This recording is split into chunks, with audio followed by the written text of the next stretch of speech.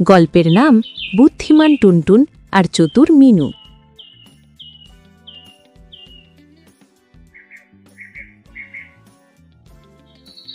অনেক দূরে একটা ঘন জঙ্গলের পাশে ছিল একটা ছোট্ট কুঁড়ে ঘর। সেই কুঁড়ে ঘরে বাস করত এক চতুর বিড়াল, নাম তার মিনু।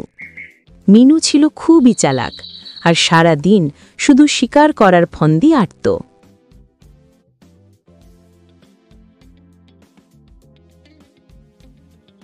অন্যদিকে বনের ভেতর থাকত এক ছোট্ট ইঁদুর, নাম টুনটুন।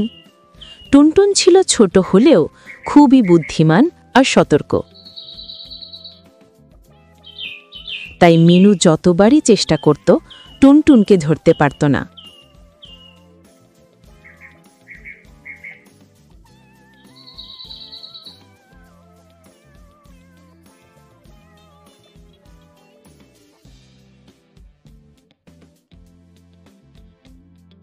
ওই দেখো, মিনুর ঘরের সামনে একটা রুটির টুকরো। আহা, কি মজার গন্ধ, একটু খেয়ে নিলেই তো হয়। লোভে পড়ে টুনটুন ধীরে ধীরে রুটির দিকে এগিয়ে গেল, কিন্তু সে বুঝতে পারেনি মিনু তার উপর নজর রাখছে।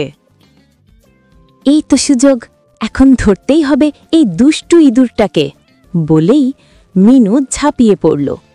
কিন্তু টুনটুন ততক্ষণে লাফিয়ে পাশের গর্তে ঢুকে গেল। আরে টুনটুন, এত তাড়াতাড়ি পালালে কিভাবে? আমি জানতাম তুমি অপেক্ষা করছো। তুমি শক্তিতে বড়, কিন্তু আমি বুদ্ধিতে ছোট নই। বেশ, তাহলে দেখা যাক তোমার বুদ্ধি আসলে কতটা কাজে লাগে।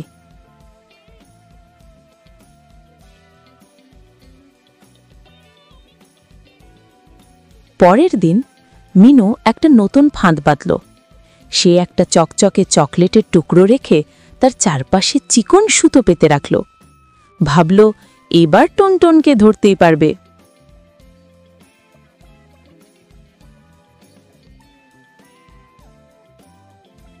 কিছুক্ষণ পরে টুনটুন চকলেটের গন্ধ পেয়ে এলো।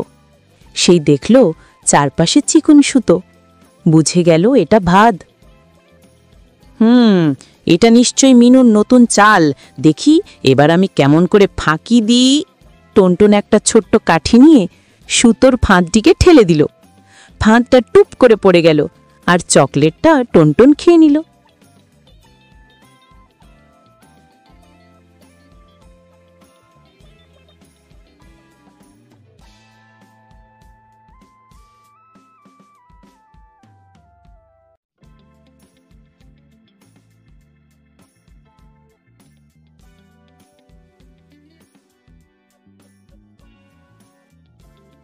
এ কি, চকলেট নেই, ফাঁদ ভাঙা! তুমি তো আমাকে আবার হারালে টুনটুন। বলেছিলাম না মিনু, বুদ্ধির কাছে জোর টেকে না। মিনু তখন হেসে বলল, ঠিকই বলেছ টুনটুন, তুমি সত্যি খুব বুদ্ধিমান। এবার থেকে আমি তোমার সাথে আর লড়াই করব না, বরং বন্ধু হব। দারুণ, তাহলে আজ থেকে আমরা বন্ধু। তারপর থেকে মিনু আর টুনটুন একসাথে ভালোভাবে থাকতে লাগল। বুদ্ধি আর বন্ধুত্ব দুটো মিলে তাদের জীবনটা হয়ে উঠল আনন্দে ভরা। গল্পের শিক্ষা: শক্তি নয়, বুদ্ধি হলো সবচেয়ে বড় শক্তি। যে বুদ্ধি খাটাতে জানে সে সব সময় বিপদ থেকে নিজেকে রক্ষা করতে পারে। ইঁদুর আর বিড়াল।